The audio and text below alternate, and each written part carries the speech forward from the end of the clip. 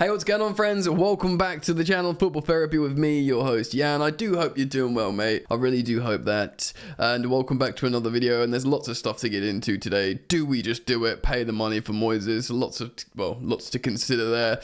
Andrei Santos really impressing the new gaffer. Loans, other stuff going on, so strap yourselves in, it's gonna be fun. You ain't so tough with that bad boy tuck. I'ma get it how I'm living, I'ma walk the walk. Outline my lines, I rap through thought. Indeed, lots to get into, my dear sweet friends. Andrei Santos and Angelo Gabriel both did an interview. Was it to ESPN? I don't speak, Brazilian then, Portuguese, and probably most of you don't either, but I've seen some translations. They were basically talking to each other, like joking, having a good time. The 18 and 19-year-old, respectively, very young. Just how excited and happy they are to be at Chelsea, how, you know, they want to get back in the Champions League.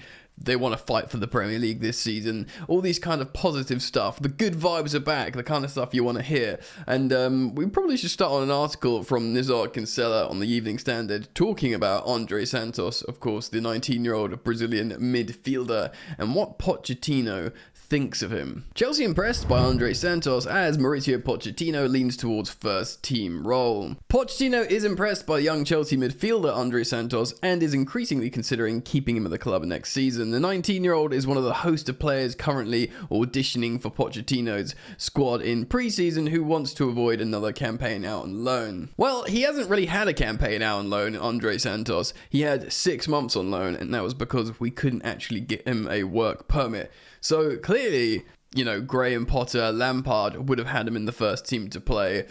But does Pochettino want that? Chelsea executives have high hopes for the £18 million January signing from Vasco da Gama and believe he is ready with a work permit now secured. However, the final decision rests with Pochettino, who wants to look at a host of his young stars before deciding whether or not they are ready for Chelsea's first team. He said this, quote, "We will see what happens in the next few weeks, and when we come back to England, we will decide the future of these young players who maybe have a future here. Some maybe can be a part of the squad." This is what Pochettino said after the good performances from these youngsters when Chelsea beat Wrexham 5-0. Ian Maatsen has also declared his desire to stay at Chelsea after scoring twice against Wrexham, but Burnley have now been joined by West Ham, who are pursuing him for a permanent transfer. Maatsen said this, quote, "I hope to come back here and show the fans and the manager what I am capable of." Maatsen, like Andrei Santos, probably like Angelo Gabriel, all want to stay at Chelsea, and probably Cesare Caicedo, who went on a loan himself in the Championship, you know, which is a notable loan last season. They probably will have a little part of them thinking, I can do it. We did a video on this yesterday in detail. If you want to watch my sort of detailed opinions on each player in the squad and whether I think they should stay or go, do go and watch my previous upload. Andrei Santos, though I want him and seemingly Chelsea wanted him to remain in the squad, not a sure thing yet and has to do more to impress Mauricio Pochettino. Perhaps this shocks a few, but actually leave the bar very high. You know, Pochettino, his aims, his ambitions surely have to be as high as they can be, which could be, I don't know.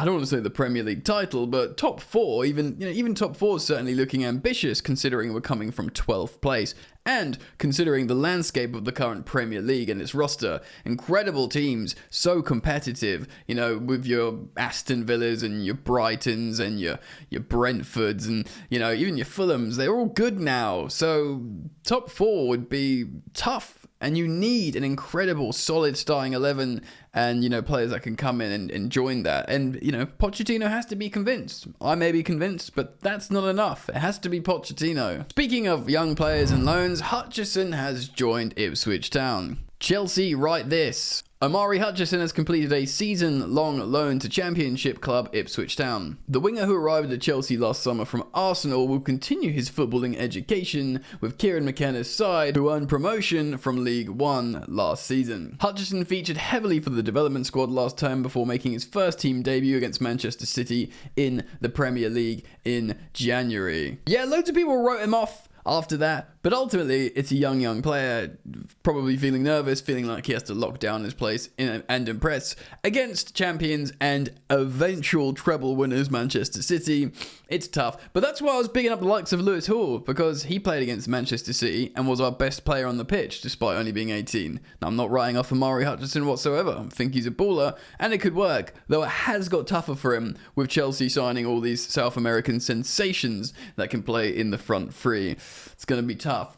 But still, a good loan, a championship loan, you know, for a teenager, makes sense, right? Okay, so we haven't actually spoken about it yet on the channel, but Chelsea are linked with a striker. L'Equipe are writing, Chelsea are preparing an offer for Eli Wahi, I don't know if that's how you pronounce it, or Eli Wahi, the Montpellier striker, only 20 years old, although Atletico de Madrid have also contracted Montpellier for the signing of the young player. Now, it's another young French striker, very, very exciting indeed, but Chelsea reportedly are looking to sign him to loan him to Strasbourg, and this is kind of like where we are now. You'll see this more and more and more. We'll eventually buy more clubs than Strasbourg. Blueco, who of course own Chelsea, they'll try and buy a Portuguese club, a Brazilian club, and they'll start trying to move players around and loaning them. Would he be happy to do this? Well, ultimately he'll sort of know that Chelsea's buying him, not Strasbourg. He's going to on loan there. Strasbourg finished slightly below Montpellier in Ligue 1 last season, but he'll have to look at Strasbourg and what they're doing and breaking transfer records and getting all that big Todd Bowley, Egbali, juicy money essentially. So he'll be like, they've got big plans. Of course, if Patrick Vieira is the coach there now, much more money on transfers. You could probably bet your bottom dollar, maybe, on Strasbourg finishing above Montpellier next season. But he knows it will be a chance for probably a pay rise, because it's that sweet Chelsea money getting fed down, and also an opportunity to impress. And depending on what happens at Chelsea with, of course, Breuer and Nico Jackson, that maybe he could come over and play for Chelsea. Regardless, he'll probably see it as a financially secure move. Chelsea would probably give him a really long contract with a decent pay rise. And, you know, he'll be looking to play with Patrick Vieira and with new good players and building a great project there in France. Maybe that's alluring enough as it is. And he's not thinking, well, I need to play on the Chelsea first team, or what's the ruddy point? Football's more complicated than that, man. People have careers, they look for, financial security, they look at the kind of loan projects they could be involved with, and maybe for Wahi, this is something he's considering, and he may do. But yeah, Chelsea have long been linked with him, so I wanted to reference it here today on the channel. Right then, let's talk about Moises Caicedo. Ben Jacobs replied to a tweet saying this about Caicedo. Caicedo has directly told Roberto De Zerbi and some senior members of the Brighton hierarchy he wants to leave. We'll have more tomorrow, no third bid yet. He said that yesterday, Ben Jacobs. Let's jump over to The Athletic to read an article, or a short segment of an article, by Andy Naylor talking about Moises Caicedo from Brighton. Then we can have a bit more of an open discussion about this a little bit more. So a question was posed to the journalist: are Brighton expecting to keep Moises Caicedo? There seems to have been very little movement on that front. Is it likely to change? He responded this: it really depends on how much Chelsea want Caicedo. The bids they have made so far, 60 million in June and 70 million on Monday, with apparently no add-ons, are no way near Brighton's valuation of £100 million. Why would Brighton entertain losing Caicedo for those sums after rejecting an offer of 70 million plus from Arsenal in January? Well, for context, by the way, I'd like to just jump in there. 70 million, a January loss can be catastrophic to a team and their momentum in the season. Lest we forget, Brighton qualified for the Europa League, which is a profound and biblical level of success for Brighton. Getting into the Conference League would have been great, but no, the Europa League. And Caicedo was an integral player to that qualification. So, of course, January is going to be an inflated price, and then maybe you reduce it in the summer when the player wants to go and maybe hands in a transfer request, which we're assuming at this point Caicedo is considering doing. So that's why, Since then, Caicedo has signed a new contract. There you go. Well, new contracts inflate prices. Fair enough. I should have read the whole sentence. I jumped in there out of excitement. But my general point still stands about January transfers. And he's continued to shine in the team since, of course, the January window, and they qualified for the Europa League. I suppose, in a way, kind of in a counterpoint, qualifying for the Europa League could increase his value. It's very tricky, isn't it? It depends what side of the fence you're sitting on. Like, I think it means this. Well, I think it means this. Why do you think it means this? Because it benefits me more. Brighton's rationale all along has been Caicedo is at least as good, if not better, than England international Declan Rice, who joined West Ham for £105 million. Yeah, interesting. I hope that's true. If we buy Caicedo and they think he could be better than Declan Rice, I'm here for it, obviously. But the issue is, Declan Rice has performed really highly for years in the Premier League and has played in, like, you know, Euros finals and World Cup semi-finals, and, you know, has won a European trophy, and English tax in quotations is there. So, yeah, of course, Declan Rice should cost more than Caicedo. Caicedo's had a good 18 months, you know. So, I don't know what to say more than that, really. They have a solid case in believing that. It's scary to contemplate how much better he could still become, considering he's still only 21 years of age. Apart from his standout performances for Brighton, he is a key figure for Ecuador, the third or fourth best side in South America, and he's 3 years younger than Rice. Yeah, good points. And like I said a minute ago, or a few seconds ago, should he become better than Declan Rice, and, you know, he's recognized as a much better player, I would be laughing. So it really begs the question at this point, how much do we believe that statement, you know, that he's really, really this amazing player, this young Brighton midfielder, 21 years old, has had a good, like I said, year and a half. Do we believe he's the one? Do we believe he is the truth? And do we therefore pay out the Jude Bellingham, Enzo Fernandez, Declan Rice money? Is he one of those? I mean, all those other three, you know, Bellingham's the star boy. You know, Enzo's World Cup winner, best young player of the World Cup. And, you know, I just wax lyrical of Declan Rice's accolades and proven ability in the Premier League landscape. Is Caicedo one of those? I don't know. I mean, I'd love him to be, and I'd love him to be better than Declan Rice, and then we sign him, and then we've just got this incredible double pivot of Enzo Fernandez and Moises Caicedo.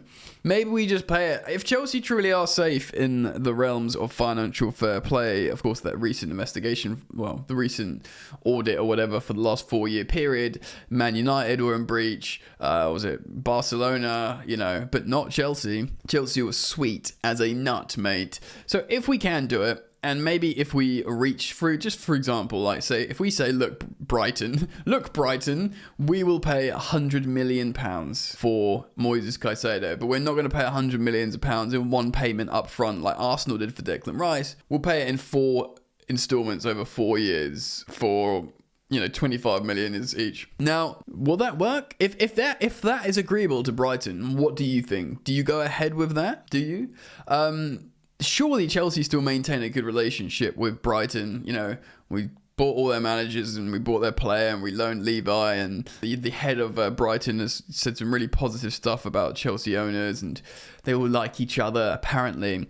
Although the Chelsea fans don't like Brighton fans, purely because the Brighton stock we've got from over by the sea, we've got over here, have all been underperforming, whether that's managerial or whether that's player.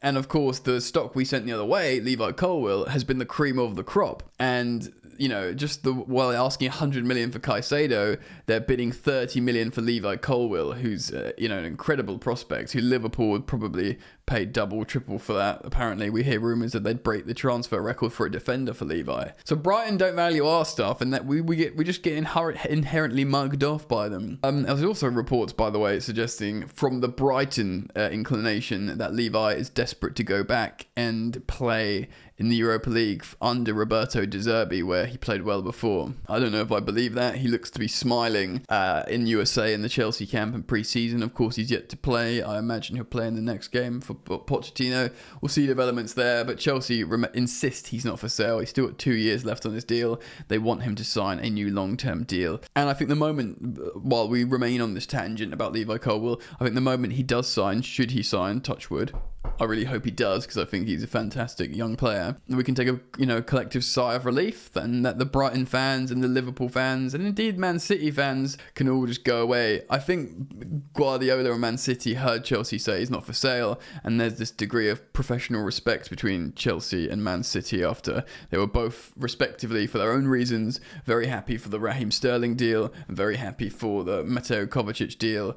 When there's deal to be done, they do it quickly between each other and respectfully.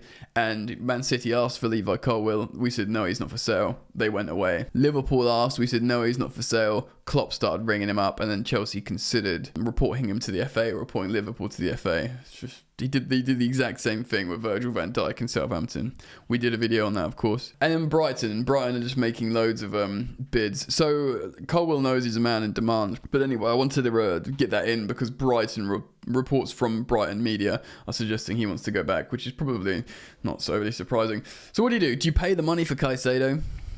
Do you just risk it and say, right, we've got the double pivot now. You've got Andrei Santos, who we spoke about at the top of the video. He can be this rotational young player that can probably play in either of the double pivot roles. It'll be very, very interesting. And the conversation will, of course, continue on the other youngsters who looked very good in the first game. Angelo Gabriel, he looks like he's really excited to be at Chelsea and would like to stay. And it's not like the right wing position is overly saturated at the moment. Like I said, it's just Noni Madueke, really. Of course, Sterling can move over, but we are pretty short, even with one game a week. So yeah, it's very, very interesting. So let me know what you think. I'll be very interested to hear the collective fan opinion on, do you just pay it for Moises Caicedo, or do you walk away and say, no, we'll trust what we've got, we'll try and buy someone else? You're probably, you're not going to get 100 million from anyone else at the moment for him, so you go do your thing, mate. Do you know what I mean? And then again, of course, Caicedo himself might be handing in a transfer request to just make the deal happen. So look, they're offering you a lot of money for me. You still can leave. Let me go. If you love me, let me go.